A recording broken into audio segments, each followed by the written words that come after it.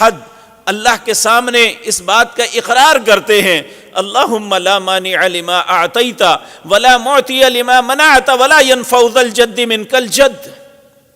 اے اللہ جسے تو عطا کرے اس سے کوئی روک نہیں سکتا، اے اللہ جس سے تو روک لے اسے کوئی عطا نہیں کر سکتا۔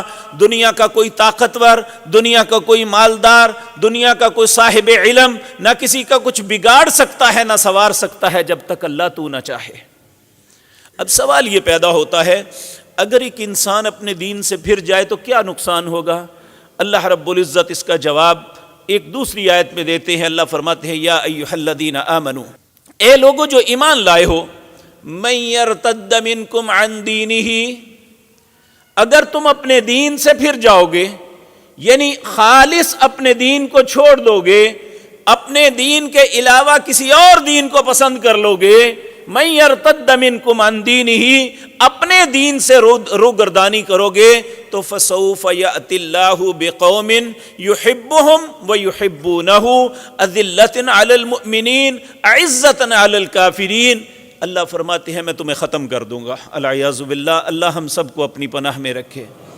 من یرتد منکم عن دینہ فسوف یأتی اللہ بقوم، تمہیں ختم کر کے اللہ ایک ایسی قوم لائے گا جو اللہ سے محبت کرے گی اور اللہ ان سے محبت کرے گا۔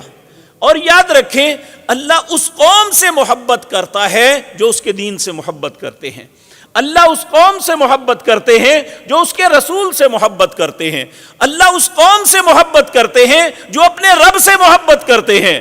اور ہماری محبتیں نہ اللہ سے ہیں نہ اس کے رسول سے ہیں، زبانی کلامی ہیں، ہم زبان سے بہت بڑے دعوے کرتے ہیں، لیکن جب عمل کی باری آتی ہے تو ہمارے اپنے جسم پہ عمل نظر نہیں آتا۔ اللہ ہم سب پہ رحم فرمائے، ہمیں سمجھ عطا فرمائے۔ تو کہا من یرتد منکم عن دینہ فسوف یأتی اللہ بقوم یحبہم ویحبونہ، تمہیں ختم کر کے ایک ایسی قوم لے آؤں گا جو مجھ سے محبت کرے گی، میں اس سے محبت کروں گا۔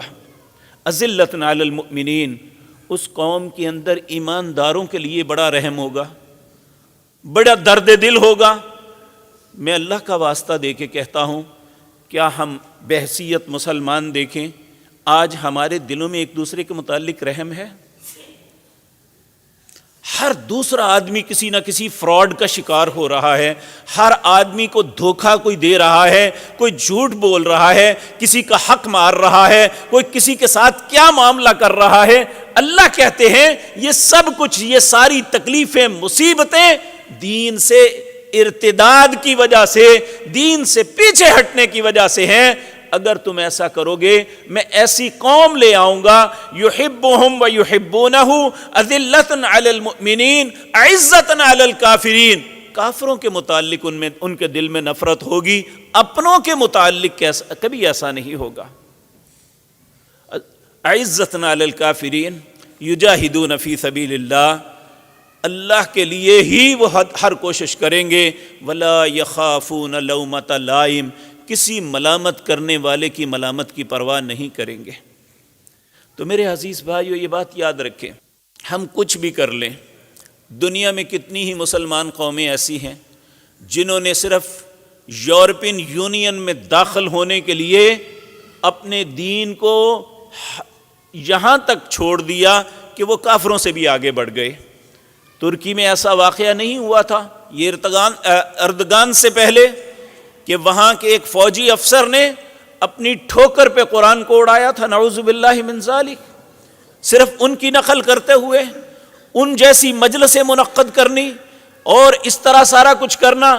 کیا انہوں نے ترکی کے مسلمانوں کو قبول کر لیا تھا؟ اللہ رب العزت فرماتے ہیں وَلَن تَرْضَىٰ عَنْكَ الْيَهُودُ وَلَا النَّصَارَىٰ، مت سمجھو ان کی نقل کرو گے تو تم پہ راضی ہو جائیں گے، یہ یہود و نصارہ کبھی تم پہ راضی نہیں ہوں گے، حتیٰ تتبع ملتہم، یہاں تک کہ تم اعلان کہو کہ ہم اسلام کے خلاف، ہم کافر ہو گئے، میں عیسائی ہو گیا یا یہودی ہو گیا، شاید پھر راضی ہو جائیں، اس کے علاوہ کسی بات پہ راضی نہیں ہوں گے۔ آپ کتنا ہی سافٹ امیج پیش کر دیں، آپ کتنا ہی اپنے آپ کو جو ہے ترقی پسند بنا کے ان کے سامنے ظاہر کریں، دنیا کی ہر خباثت کر لیں، لیکن وہ تم پر راضی نہیں ہوں گے جب تک تمہارا نام مسلمان ہے۔ وَلَن تَرْضَىٰ عَنْكَ الْيَهُودُ وَلَا النَّصَارَىٰ، جب ہم پہ وہ راضی نہیں تو ہم اسے راضی کریں جو ہم سے راضی ہونا چاہتا ہے۔ وہ کون ہے؟ ہمارا رب ہے۔ تو اب ہم دیکھیں کہ اللہ نے ہمارے لیے نمونہ نہ امریکہ کو بنایا ہے، نہ رشیا کو، نہ چین کو، اور نہ آئیڈیل ہمارے لیے یورپ ہے، بلکہ ہمارے لیے آئیڈیل بنایا جناب محمد الرسول اللہ صلی اللہ علیہ وسلم کو۔ کہا لقد کان لکم فی رسول اللہ اسوۃ حسنہ لمن کان یرجو اللہ والیوم الآخر، جو اللہ سے ملنے کی امید رکھتا ہے، جو آخرت کے دن کو برحق مانتا ہے، اسے کیا چاہیے، کیا کرے؟ لقد کان لکم فی رسول اللہ اسوۃ حسنہ، اس کے لیے رسول اللہ صلی اللہ علیہ وسلم کی ذات مطہرہ بہترین نمونہ ہے۔ میرے عزیز بھائیو، اب دیکھیں کہ نبی کریم صلی اللہ علیہ وسلم اس دنیا کے عارضی ہونے